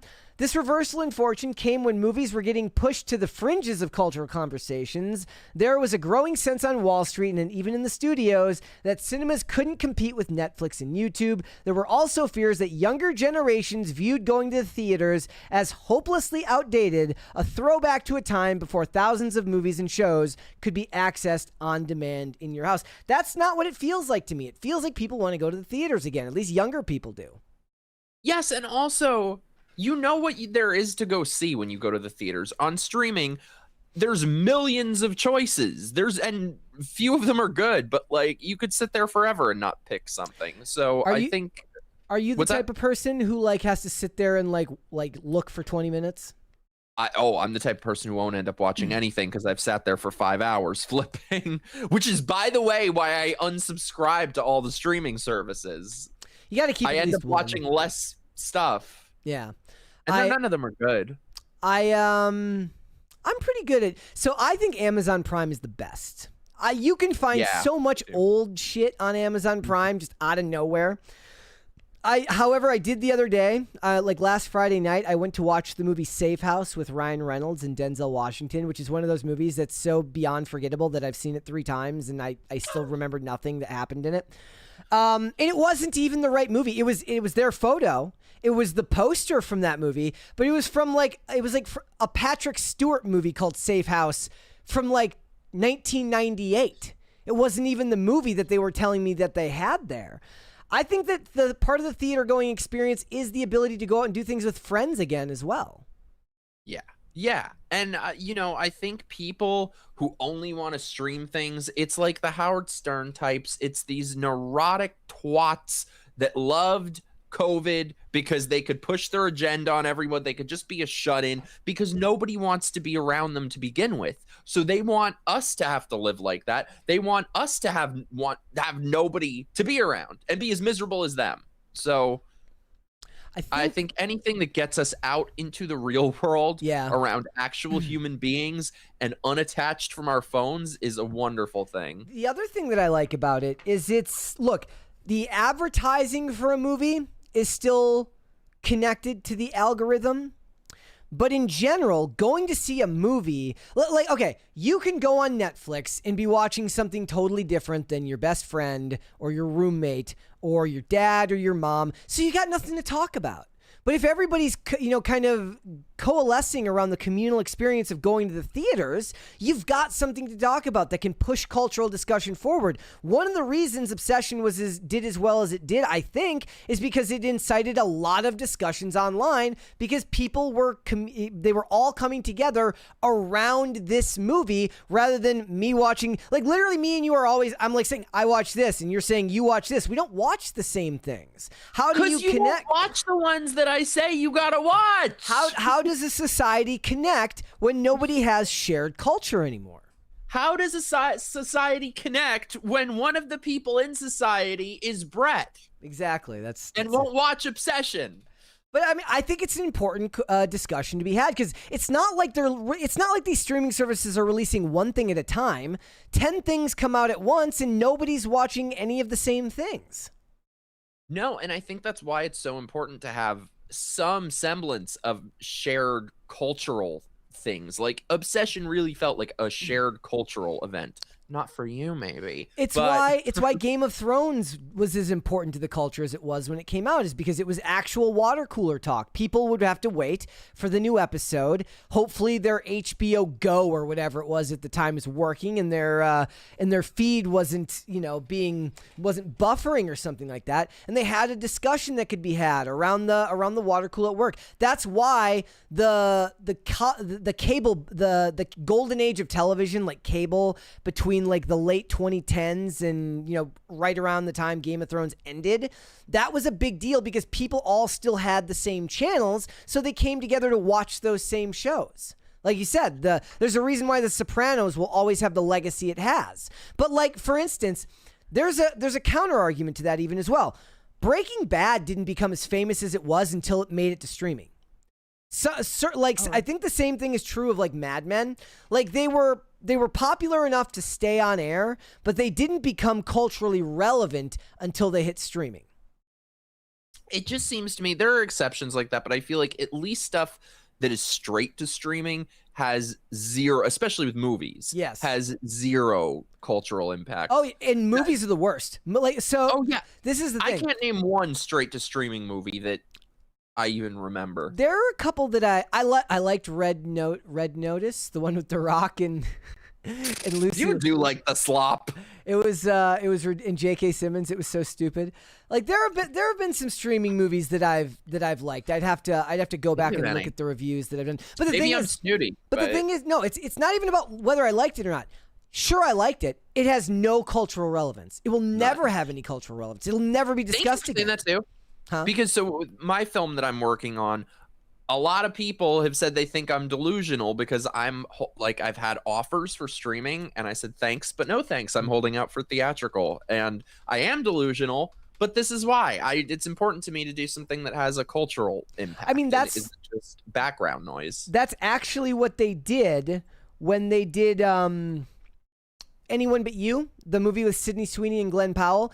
The streaming service offered them a fortune to make it a streaming release, but they wanted it to come out in theaters. Therefore, they had something that they could, they felt like it would hold on to more tangible cultural relevance by coming out in the theaters, which is really, really interesting when they managed to understand that at that time, it was going to mean something very, very different if they didn't just allow it to become streaming slop. Yeah. Well, and also I think having these shared cultural experiences, it's a good thing for pop culture. It's a good thing for society in general. Like, I grew up in the era where our whole family would sit down together to watch American Idol or to watch A Nightmare on Elm Street and marathon them, stuff like that. And it seems like, I hope that that's slowly starting to come back, maybe, because I feel really sad for people who don't get to experience that. You would hope, right? In a lot of ways. And I kind of miss the idea. Like, okay, so for instance, Kellen's always like, have you watched this show? And it's inevitably something on Apple TV. And I'm like, no, I'm not pretentious. I don't watch Apple TV. Sorry. So just like there's Letterboxd Americans and that there's A24 Americans, there's Apple TV Americans as well. But the thing is, that doesn't make the shows bad. It's just not to my taste. And because it's not of the same cultural significance, you could argue that Severance was. People really, really like Severance, and Pluribus is doing pretty well. But in general, it doesn't have the cultural relevance of something that was big either during the cable era or a movie coming out now that's going to get people talking. Yeah. And I think what will get people talking is something that's original and creative. Are there any movies on the horizon right now that you think are really creative that people are going to be excited by? That are coming out? Yeah, is there anything coming out that you're There's one. Go for it. I'm so excited for. Do you remember Too Many Cooks? No. Yo, no, Okay. You've definitely seen Too Many Cooks. I don't think so. Go on. Too many Go cooks, on. Too many cooks. Too many cooks. Me and you exist on Too different many sides of the internet, my friend. It was like like one of the first viral things that it was like, you don't know Too Many Cooks? I do not.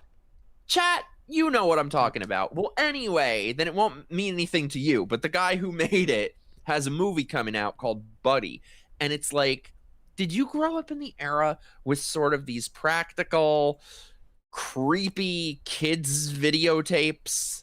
Mm-hmm. Because I did. Okay. Like, So there's something there's coming out that's in the insane. same. It's in the same vein. yeah, but it's a horror movie, and Okay. it looks really good. It's called Buddy. I was trying I'm to find excited. our list of movie reviews because I was trying to see what streaming movies I might have actually liked, but I couldn't find the playlist. I didn't want to go clicking through them. But you're not wrong. Like, I mean, if it comes out on streaming, it just doesn't hold the relevance that it did. But it's good to see that Gen Z is pushing the discussion forward, and theaters. This is the other thing. The number there that's the most important is the Gen X number, which they said is 70% of Gen Xers went to see a movie. Well, so much of the IP slop caters to Gen X audiences that people don't show up for. In a lot of ways, Star Wars would cater to a Gen X audience. Masters of the Universe would cater to a Gen X audience, and they don't care right now. They're not going to the theaters at the rates that millennials and Gen Z are, and definitely not as much as Gen Z.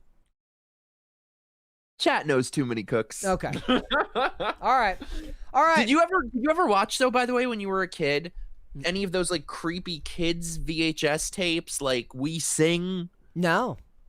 or Salty? It was like a religious thing. It was PSALTY. Guys, after this, Chat, what is he talking about? look up Salty on YouTube. It is the scariest thing you've ever seen in your life. No, they used to have these. Wait, what makes Oh it my scary? god! Or they had. So that's the thing, though. Back then, in like the 90s, all of these kids things were like people in costumes, and they all looked like furries. Zoobly Zoo was another one.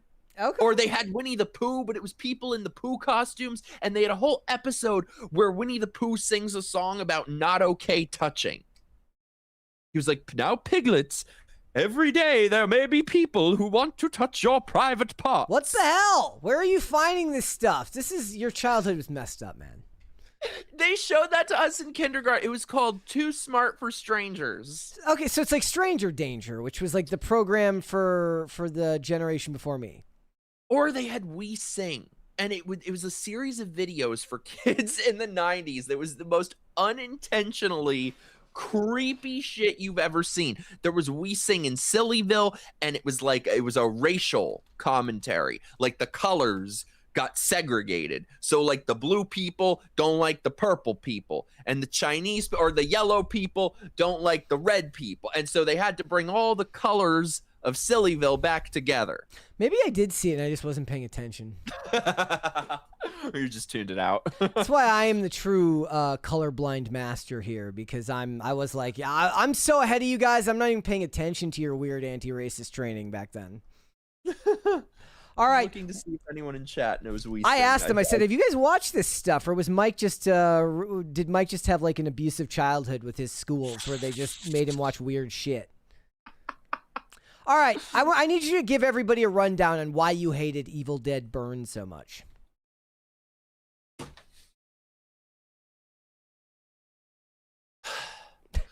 First of all, I was wondering, what Bruce Campbell had to say about these new Evil Dead movies, and I'll tell you what he had to say, because he has a vanity credit as producer, but he's not involved. He said that these new Evil Dead movies, they're like corporate Evil Dead.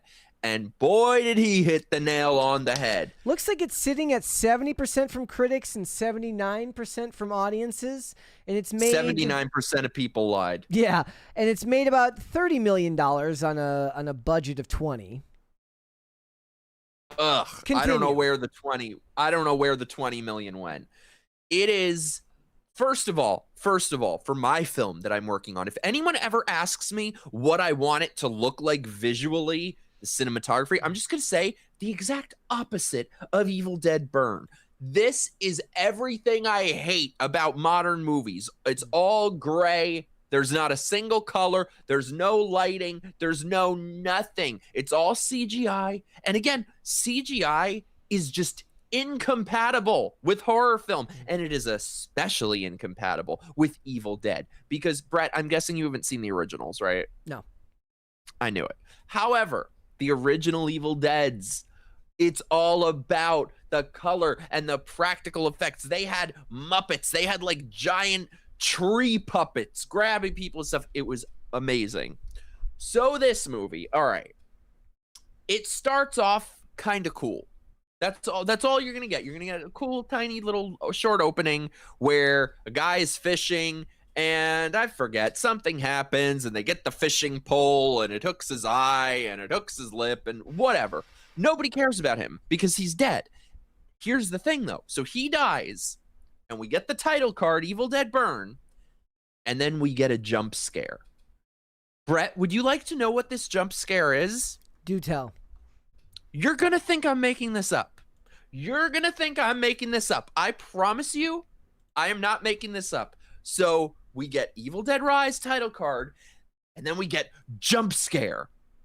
2, a big black ass twerking close up, and it's a big black ass. It is a badonkadonk twerking in front of the camera because reasons.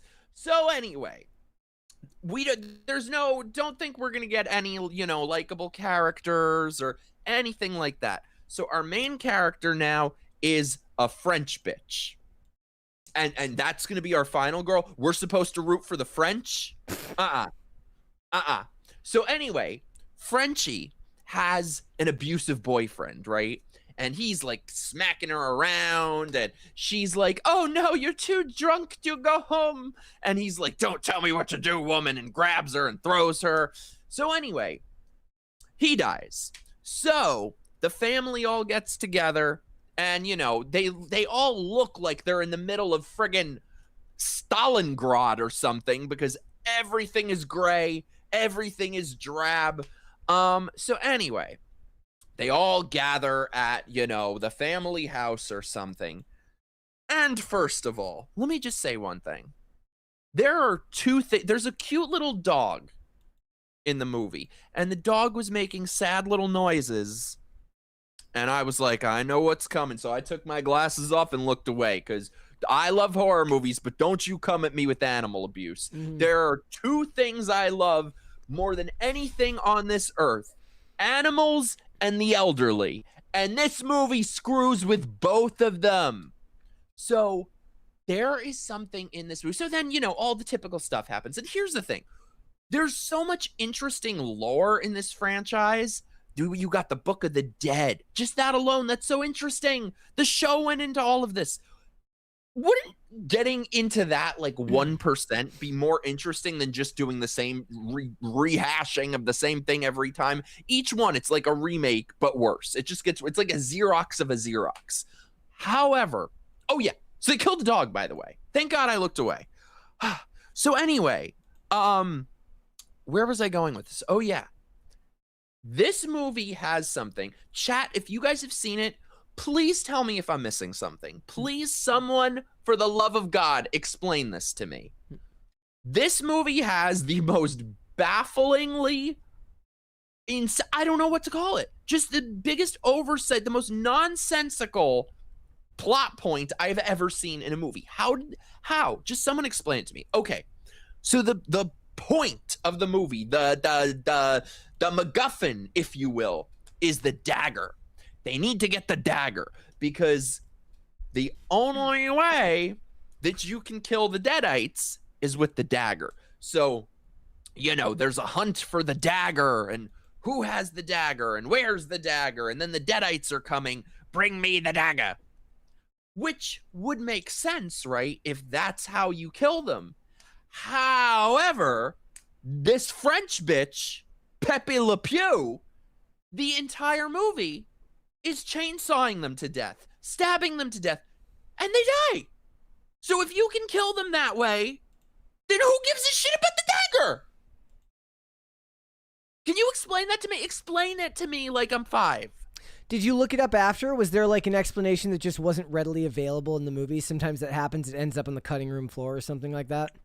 It was some half-assed thing about, that's how you free their soul, but who gives a shit about it? It's just a bullshit plot hole. Oh my god. And then the dog comes back to life as a CGI monstrosity. And then, oh, by the way, sorry, you guys, I should have said spoilers. Sorry. Hope nobody cares. Spoilers. However, the dog becomes a CGI monstrosity. The father becomes a CGI monstrosity. And so by the end, he's like this skeleton fire guy. It's a CGI creature.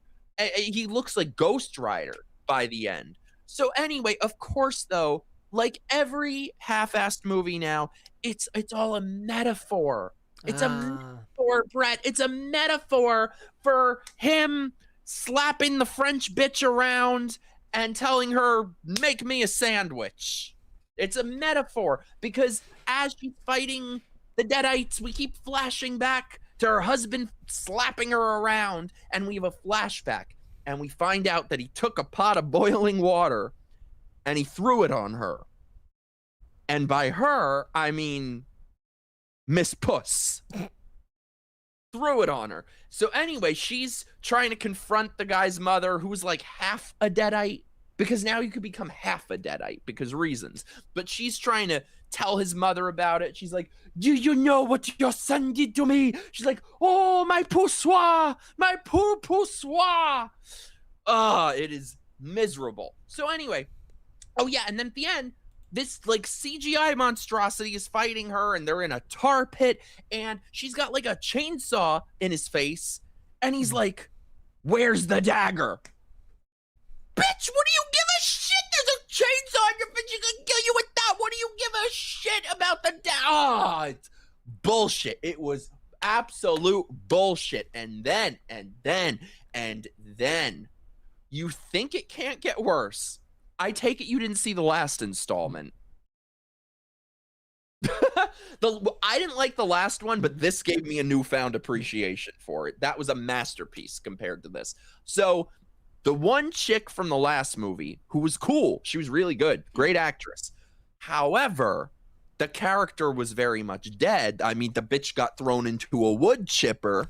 So anyway, the movie ends, and of course we need to have our Marvel movie post-credits scene that the bitch who went into a wood chipper in the last one, yeah, she came back. And maybe has another daughter because reasons, and then it ends. It does seem weird that they would put post-credit scenes in horror movies. It's, you go to see a horror movie, you just want something good. You want, you go to see this, you think you're gonna get something good. You think you're gonna get an Evil Dead movie. No, you get nothing. You watch this movie, oh, gots is what you get. Nothing. Oh my god. Bitches, what bullshit. And it was some French piece of shit that made this. Only the French could do. No, I take that back, because the French, I'm a fan of French new wave extremity, that some of them are good. Not this guy. This was like DEI for him, for his Frenchman. All right. It was sorry to rant. I'm sorry to rant. Chat take that, is probably Frenchies. like, what's that? Take that, Frenchies. Yeah, sorry, chat is probably like holding their earphones out by now. Sorry to rant. That's okay. However, it's like cool. You can use the color gray. You know what the color gray is. There are other lack colors of in lack the of world. color in a franchise that used to have like a bright palette is already a huge red flag. It was miserable. Miserable. It angered me. It upset me. It offended me. I don't get offended. It offended me. All right, ladies Sorry and to gentlemen. rant. That is okay. Ladies and gentlemen, if you thought that was bad, I've got more bad news for you.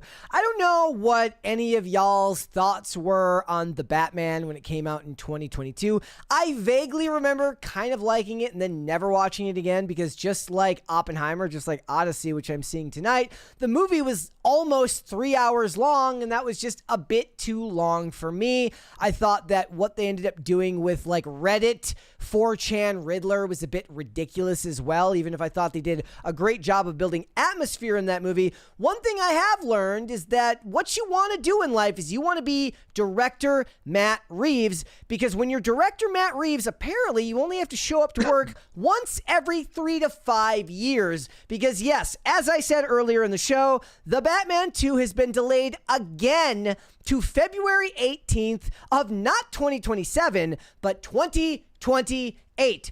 The original release date for this movie was October 3rd, 2025. It was then delayed again to 2026, and then again to 2027. The original Batman in this universe came out March 4th of 2022 when they were trying to do a younger year 2 Batman with Robert Pattinson. He's going to have an AARP card by the time they get to the third one, and they're going to have to do Batman Beyond. He's not going to be able to play Batman because he's going to break a hip when he's doing it. And the most annoying thing of all of this is that in the most blatant show of pretentious bullshit that I have ever seen, Matt Reeves announced the delay with a screen test of Robert Pattinson as Batman. And where did he debut this?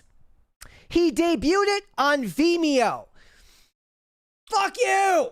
Okay. Vimeo. I was like, I didn't even know it was still a thing, okay? So, look, I'm going to read through a little bit of this to start and then cover a little bit of the other details as it goes with this. I want to ask you, by the way, what do you think we're going to get first? The Batman 2 or GTA 6? GTA 6. That one, I don't think they're going to delay it again. I think it'll make its release date this time. Wow. Because they're already in pre-sale, so I think they're going to say Batman. So, here we go.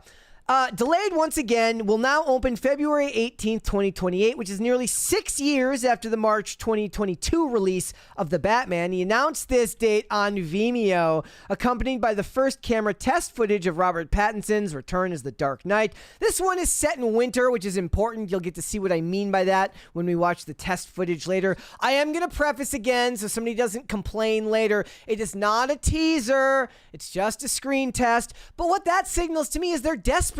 They don't have anything to go on. They keep delaying this movie. The best thing you could have done is just not announce a bunch of new test dates or new release dates for this movie just to move them again. And the worst part about it for a lot of other people, not only did they move this movie, they moved it for a J.J. Abrams movie, which everyone's just like, couldn't be worse, right? Which is about nostalgia, by the way. How original, how out of character for him. So it's about 80s nostalgia. Do you know stuff about this movie? I had never heard of it when it was the J.J. Abrams one? Yeah. There's a little like description or something. I forget what it's called. Okay, so it says, joining Pattinson in the long-delayed sequel are Scarlett Johansson and Sebastian Stan, as well as Brian Tyree Henry and some other actors that I had never heard of.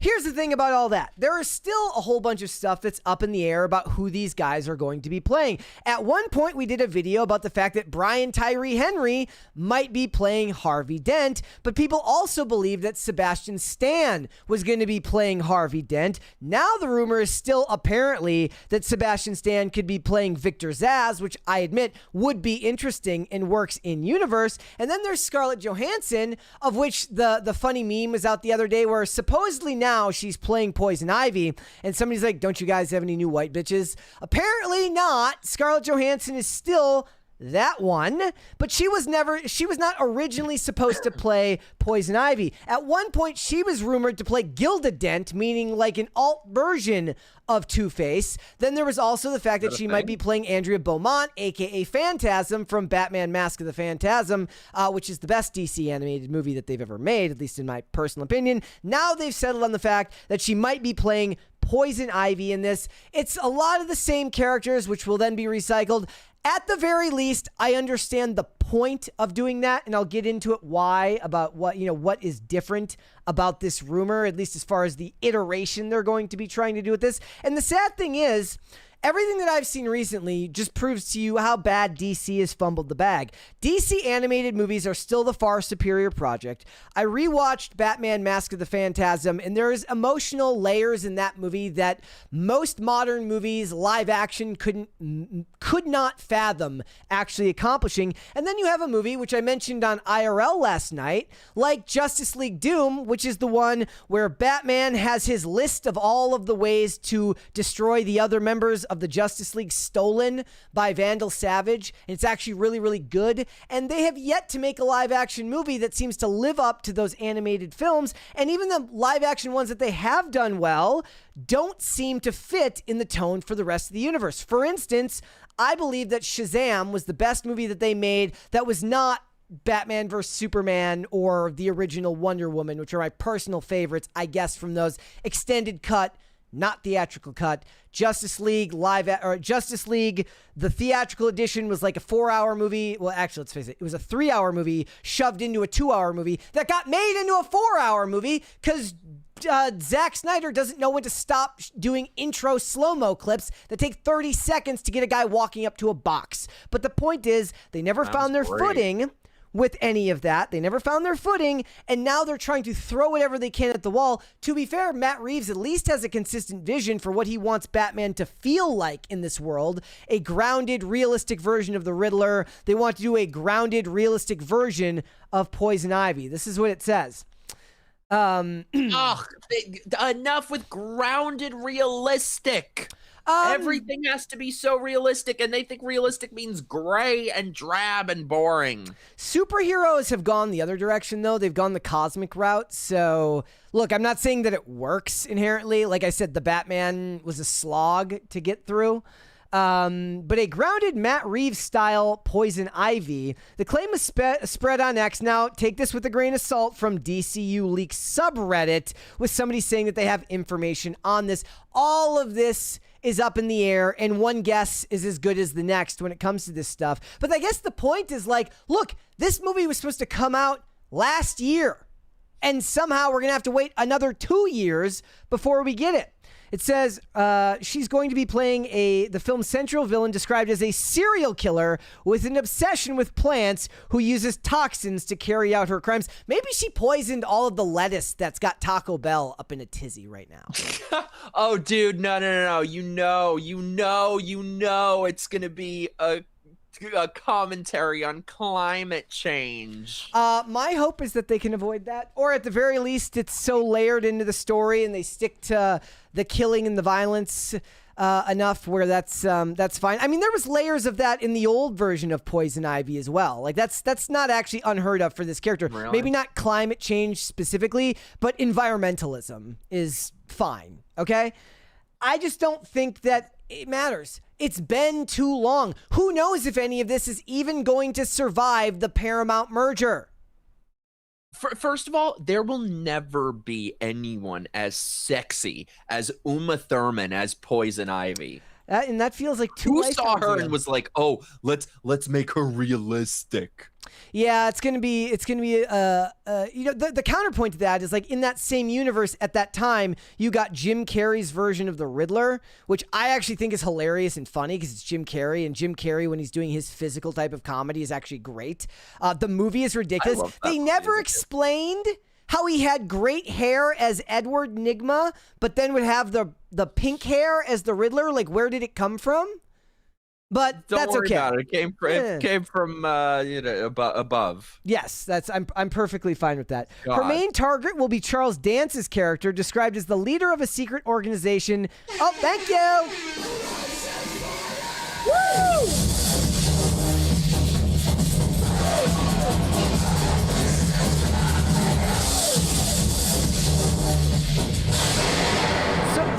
basically, Charles Dance's character is the head of a secret organization made up of powerful figures within the city. So basically, the Court of Owls, except for not the Court of Owls if they don't use the name for all of that.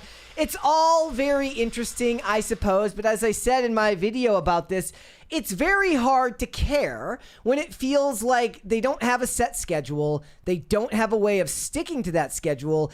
James Gunn, like, basically lied, or at least was intentionally, in my opinion, dishonest when he kind of hand waved away the 5-year gap between these movies by talking about other movies that have had long gaps. He said, to be fair, a 5-year gap is more is fairly common in sequels. He wrote on Threads at the time.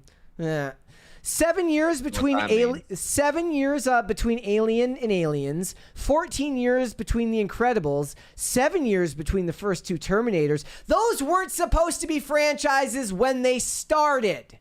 Okay? The gap between Alien and Aliens, the gap between The Incredibles, those sequels came later. This was one that was supposed to be a franchise from the start. Super dishonest when it comes to all of that. Not a huge fan. It's just like, you're going to have to wait forever. You're going to have to wait forever. First of all, anyone who uses Threads is a I know. baguette, shall we say. The only thing worse is if you're using Blue Sky, I suppose. Ugh. Yeah. So what it A says, Threads user is just like a Blue Sky user in denial. you know what? I'm not even gonna play you guys the clip. I'm just gonna show you the still because I don't want to get freaking copyright claimed today. I don't have a feel. So that's what it was. The snow looks very fake, obviously, because it's a screen test. But I asked, I was like, why is none of the snow like landing on his cape and cowl? Obviously, again, they're desperate. They want to keep you on the hook, so they got to give you this like plate of shit to keep you from tuning out entirely from it as Warner Brothers goes through yet another regime change between all of this. It's absolutely They're like, insane. guys, but no, this one is so different. This one, it takes place in winter.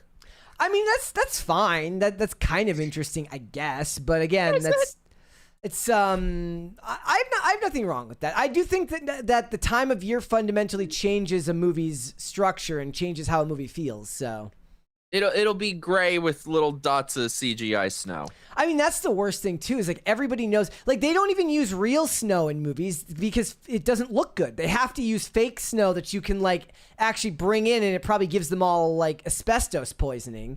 But for decades, like they'll film a movie in the winter and then have to bring in fake snow because it doesn't photograph well. So now it's just all CGI. Yeah, unfortunately, a lot of the time it is these days. This looks terrible. All these modern movies is like they're either too bright or too dark, or both sometimes. That is true. It's not always too dark. Sometimes they're too bright and everything. There's no shadows at all. No, God, friggin' Wicked has to be the ugliest damn Well, movie that's just washed ever out. made. It's just washed out and colorless. Ugh. All right. Sorry, I typically try to do like a Men in Black thing about Wicked, where they flash the thingy and you forget it. I Yep. try to do that about Wicked. All right. I'm gonna go back to that dark place. Let's go to Super Chats then before we wrap up today, guys. And by the way, let's check back in on the poll right now to see where you guys are at when it comes to the Odyssey. As of right now, 45% of you are saying this movie will make less than $600 million. I don't think that that's true. 31% of you are taking what I believe to be the safer option, which is not the one that I've chosen, which is $600 to $800 million. 14% of you think it's going to make $800 to $1 billion. And then just 10% of you think it's going to make over $1 billion. Like I said, I still think between 800 million and 1 billion. That is my guess locked in. I'm going one below you. I'm saying 6 to 8. I did vote for less than 6 out of spite, but I'm changing it to 600 to 800. All right. This is a super chat here from Katie. She says, "Hello, Brett and Mike. I am working on making an animation show with Grok Imagine. It's about coffee, the government, and the corruption. I love it. That's amazing. I want to see it. Make it about somebody who's like bilking the government with fake coffee that they buy for the office. Turn Oh, it I into love like it. a Wolf of Wall Street type thing. Shane H. Wilder says, Happy Thrashing Thursday, Brett and Mike. I might be in and out today as Texas is dealing with a state of emergency and high water rescues. It's bad. It's like Stay raining. safe, Shane. It's raining over there. Shane's awesome. Brian Bledsoe says, similar to Avengers Doomsday, Spider-Man will not show in IMAX the first 2 weeks because of the Odyssey has a month-long IMAX exclusive window. Yes. It's going to cut into, Spider-Man is still going to cut into the Odyssey regular screenings, but holding on to those IMAX screenings will definitely be beneficial for them. But there's still a cap on that because there's only so many IMAX screens. Yeah. Easy E says, this movie seems handcrafted as a work to transform a millennia of old classic into the old world equivalent of James Cameron's Avatar series. Which one was that? I don't know what he's in reference to there. I don't know I if he's feel like talking I do, about but the Odyssey. don't. Yes. Okay. That was it. See, I'm a little brain dead. All right, Pop Culture Junkie says the dollar value of the lawyer billable hours spent on the Nightmare on Elm Street IP fight could pay for the budget for the next film. Yes. That's so damn true. Brian Bledsoe says Olivia would disagree with Colin Farrell about couch fatigue. We're gonna get Mrs. Dasovic out to the movies. We'll do like a little gateway. Not for horror. like a 3-hour movie. She's not coming to the Odyssey. Oh hell no! I'm with her. Her and I will be on the couch watching like I don't know something girly. You go see the Odyssey. The Odyssey is definitely not something she cared to go see. Jesse Guess. Are you dragging her tonight? No. She's got to work anyways. So she could have. I could have dragged her and like she could have left work early. But we did a thing last week where if we got 3 crisis parties in one day, she got out of it. So she got out of it. She's probably like, oh, what a shame. Yep. All right. The Adventures of Jesse Guess says the Adventures of Mark Twain stop animation, absolutely terrifying. If you know, you know. Oh, and I feel you, dude. Oh my God, yes, you've seen that, right? No. Oh my God. I'm sending it to you after. Oh my God, it's like this creepy stop motion-y thing from the 90s. They did not give a fuck. In the 80s and 90s, they would scare the crap out of kids, and it was awesome. Maybe I did see, I'm like wondering if I bet you have. If it's something that I've seen and you'd have to send it to me. Is it I'm going now. Classic animation adventure movie, The Adventures of Mark Twain? Is it this one? Look up though, like Hold on. that scene. 7:44, 7 minutes and 44 seconds. Does that sound right? Fame is a vapor. This? Yes, I don't know if this is the scene. Not the scene, but yeah. It says I don't know. It says creepiest scene from any kids movie. Oh, then yes, it's it. Yes. That's it. All right. All right. Chief Corey Anderson says, why does Mary hate Tim? On her live stream, she said she likes it when people don't know who Tim is. I don't know what that means. I didn't watch it, so I don't know what that means. I don't know if that means she hates him or if she's just, what the context of any of that was. Is there gossip? It sounds Tell like us it. the gossip. It's okay. It just has to stay between all of us. Tell us everything. I am also ending the poll here, ladies and gentlemen. And it looks like, yep, people, 46% say less than 600 million. So we will have to wait and see for Monday to see just how on point that is, whether it's actually we'll have a better indication of whether it's gonna pass that after the Monday box office numbers come in and we know just how well it did for its first week. Shall be interesting.